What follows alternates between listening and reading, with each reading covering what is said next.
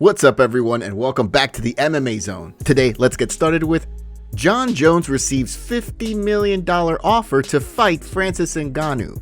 The MMA community might be anxiously awaiting news on a potential Jon Jones-Tom Aspinall fight, but PFL founder Don Davis isn't closing the door on a potential fight between Jones and Francis Ngannou. And before we continue, make sure to leave a like on the video to help support the channel.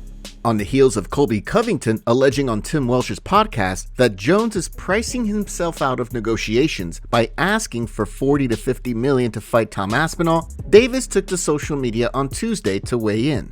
I know one way Jon Jones earns $50 million, Francis Ngannou. To decide the true MMA heavyweight champion and the real pound-for-pound number one, that would be the fight of the decade for MMA fans. If Davis is looking to book a cross-promotion fight between Jones and Ngannou, Chris Cyborg wants to be on the card too.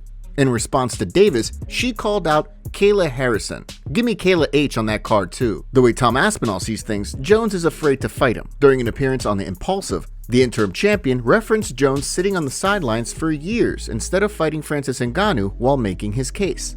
Jon is conning the public, man. Whoa. And Logan Paul, it's his favorite fighter. Yeah. Oh, is it really? Well, yeah.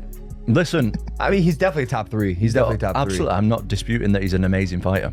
I think the fact that he didn't want to fight Ngannou for 3 years, and now he's not wanting to fight me for over a year, and he just, the way he manipulates the media and the public is super smart. I'm not taking anything away from him, but do I think he's scared to take the tough fights at this stage in his career? Absolutely. Based on Aspinall's recent meeting with the UFC, it sounds like, thankfully, things are moving in the right direction behind the scenes. Charles Oliveira fires back at Ilia Topuria's comments. During a ceremony on Tuesday where Ilia Topuria had a street named after him in Spain, the featherweight champion, formerly known as El Matador, took aim at Charles Oliveira. In response to a question about whether he would be willing to go for a walk down the street with Du Bronx, despite the former champion saying that he should not jump the line at 155, Topuria fired off some verbal jabs. During an interview with AG Fight, Oliveira fired back, reiterating that he doesn't think Topuria's status as a champion at 145 warrants an immediate title shot at 155.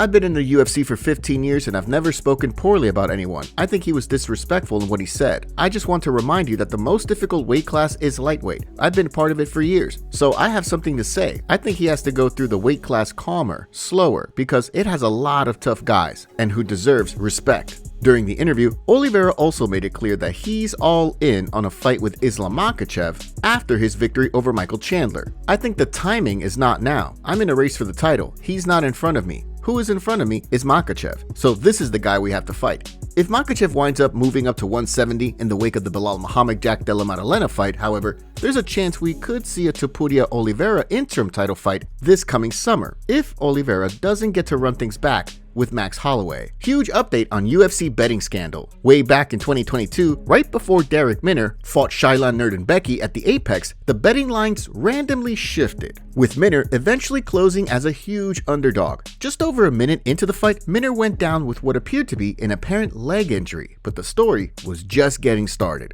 James Krause, who fought for the UFC and coached fighters like Minner and Jeff Molina, wound up being subject to a huge investigation surrounding illegal betting activity. On Tuesday, longtime MMA reporter John Morgan relayed an update on Minner following the Nevada State Athletic Commission's monthly meeting. Athletic Commission announces an adjudication agreement for Darrick Minner following the non-disclosure of a serious injury before a fight. In his 2022 pre-fight medical questionnaire, he receives a 29-month suspension, terminating on March 26, 2025, and must pay prosecution fees $235.56. Additionally, MMA Fighting reported that Jeff Molina was also hit with a 3-year suspension for failing to report Minner's injury and for using inside information to bet against him in the fight. His 3-year suspension is retroactive to the incident and will expire on November 5th. In the case of Krause, the former coach is still going through a federal investigation, with the UFC making it clear way back in 2022 that they will not allow any of their fighters to work with him pending the results of the investigation. Jeff Molina broke his silence on the suspension and the entire situation on X. Jason Hagholm, an MMA journalist, said Jeff Molina should have been banned for life for what he did.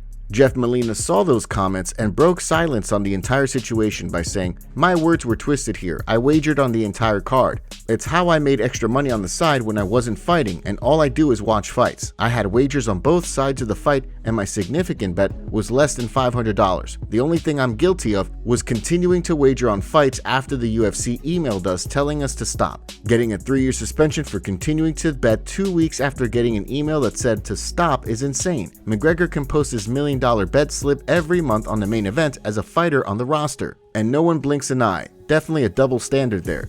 Jason Hagholm then reacted by saying, "Wagering on both sides of the fight doesn't make it look that much better, Jeff. McGregor's posts were most likely sponsored posts." To which Molina fired back by saying, "It's not about making it look better, Jason. I'm saying what I did. What I completely disagree with is saying I deserve a lifetime ban for my $350 wagers I had on the entire card. I made a mistake by continuing to wager, no doubt, and a 3-year suspension is beyond suffice, but acting like 23-year-old me was this fight-fixing mastermind making millions of dollars is comical. The fact is a fighter fought injured, which happens literally all the time, and obviously word got out. What are your thoughts on this situation? Let us know down in the comment section below."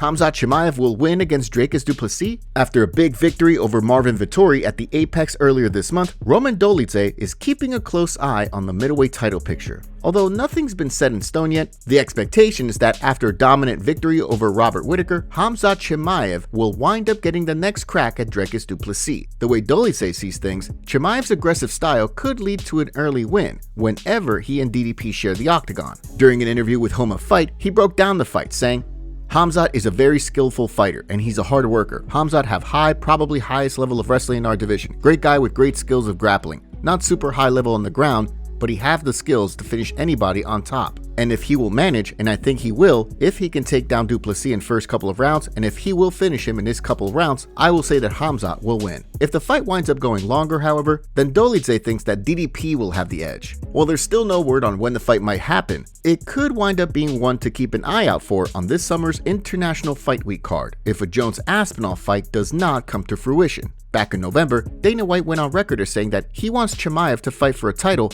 in the United States. And with the International Fight Week card being the biggest pay-per-view of the year for the UFC, it would be a perfect chance for the UFC to get eyes on the fight. Colby Covington goes off on UFC Commentator and calls out Diaz brothers. After being on the wrong end of a one-sided loss to Joaquin Buckley, Colby Covington said that he's looking to return to action sooner rather than later. With Gilbert Burns booked to fight Michael Morales, however, Covington's turning his focus elsewhere. During an appearance on Submission Radio, Covington called out a number of fighters from Paul Felder to the Diaz brothers. In the case of Felder, who's been retired since 2021, Covington said, "Ask him about the time he was at Joint Base Langley Eustis, the Army and Air Force Base. He got tied in handcuffs by military police to a toilet in his bathroom because he was drunk on the base. Like, that's embarrassing. You self-loathing drunk He must be drunk half the time. He's in that commentary booth for the UFC. Man, I feel bad for the UFC. They need to get some new commentators. And what better man I could be? I could be the UFC commentator. I don't have any stories like that."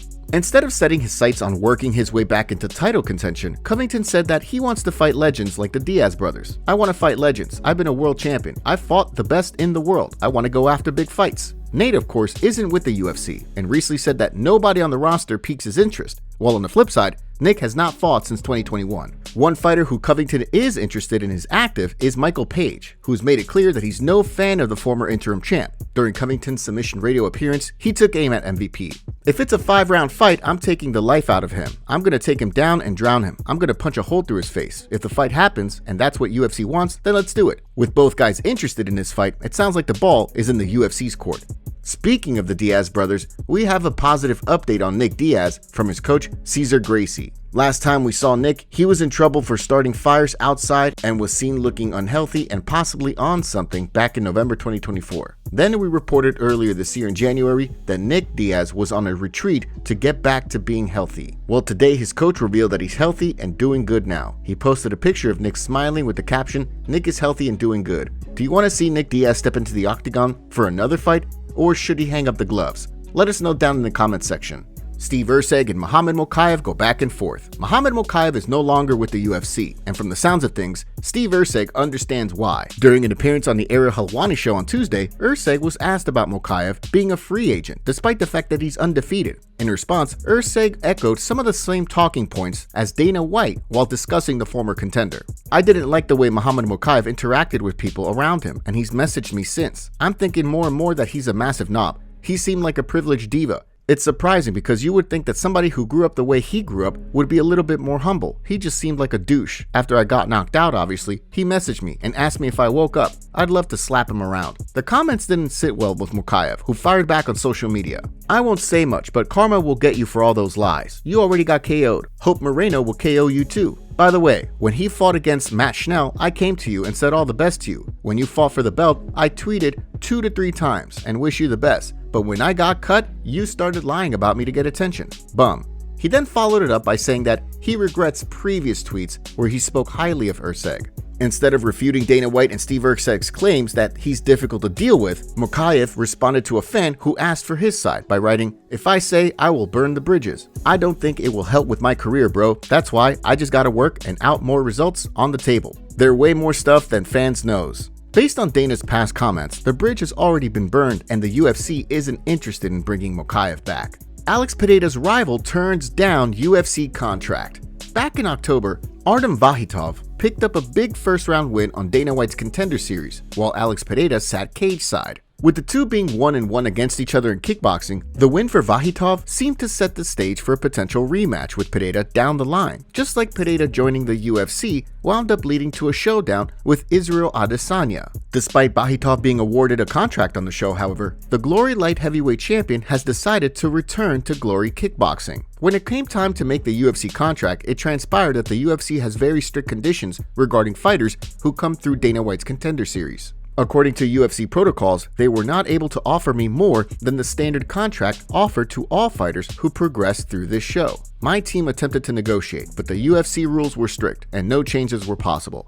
On Tuesday, Vakhitov appeared on the Ariel Helwani show to discuss the situation via translator. During the appearance, he was quoted as saying, "It's kind of a big fight, which we wanted from 2017. Unfortunately, we couldn't reach an agreement with UFC because they have their own protocol, but we still have good relations with them, so that's it. Now, we're announcing a big fight against Rico Verhoeven. I think Rico doesn't need to be explained because he's well known, and for sure, we wanted this fight a long time ago. For me, it's a good opportunity to become a double champion, and it was in my mind a very long time ago." Despite the fact that he is not joining the UFC, Vakhitov didn't waste an opportunity to fire off some verbal jabs at Alex Pereira. He has no defense, he has only one punch. I could find the keys and win against him easily. I've seen how to do it, and I'm very confident with my team that we could get this win by our strategy. In response to the news, Dana White and the UFC is facing major backlash by the MMA community for not paying fighters. Many people pointed out that the UFC is lacking superstars, and the main reason for that is because Dana White and the UFC is not interested in paying big names outside of the UFC good wages to compete for the brand. In response to the news, the MMA world was quick to weigh in.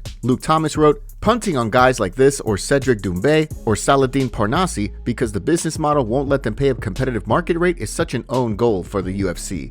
He then followed it up adding, "It's just unnecessary. They can afford it. They can easily afford it. This isn't some small market team that can't pay for the face of the league. All of it is comfortably within their financial capabilities. This is elective." UFC veteran Zach Palga reacted to the news of a Vakhitov-Verhoeven fight with, "Artem turned down the minimum UFC pay to go fight for a title in Glory. If you complain about fighter pay, I hope you buy the pay-per-view. This guy's doing what you say everyone should do." One fan reacted to Vakhitov turning down the UFC's offer by breaking down the numbers. A reminder that UFC is the only sports league / promotion in the world that pays only 17% of all of its revenue to their fighters. That's why the UFC is in a constant downfall. Another joked, "Can't believe a multi-division kickboxing champ didn't want to make 10 grand twice a year." Another added, "This company is pathetic. The fact that he even had to go on Dana White's Contender Series is absurd. He's a champion in a major kickboxing organization. Why wouldn't you at least match his wages?" Plenty of fans praised Vakhitov for the move. His net worth is well over $1 million already. No need to fight for $20K a pop. Correct decision. One fan believes the situation is indicative of the state of MMA. No wonder why the sport is dog at the moment. We need people that can bring excitement, and Vakhitov can do that. There's a storyline with him. Another MMA fan wrote, literally Dana bro. The UFC fumbling talents because of their contracts. In other words, water is wet. They tried to give Armen Vakhitov the 12K take it or leave it treatment. Finally, someone said no, either UFC pays its fighters or another platform will come and do it. Matchmaking has been for ages, epitomized by the Jones vs. Aspinall saga. Champs aren't draws, which is just as much the fault of bad promotion as unexciting fights. Change is needed. And before we continue, we have a favor to ask. Help us reach 200,000 subscribers on MMA Zone by subscribing and turning on notifications for daily MMA content. Seriously, we rarely miss a day. Given that Vakhitov said he and the UFC still have a good relationship, it sounds like the door is still open if the promotion is willing to negotiate down the line.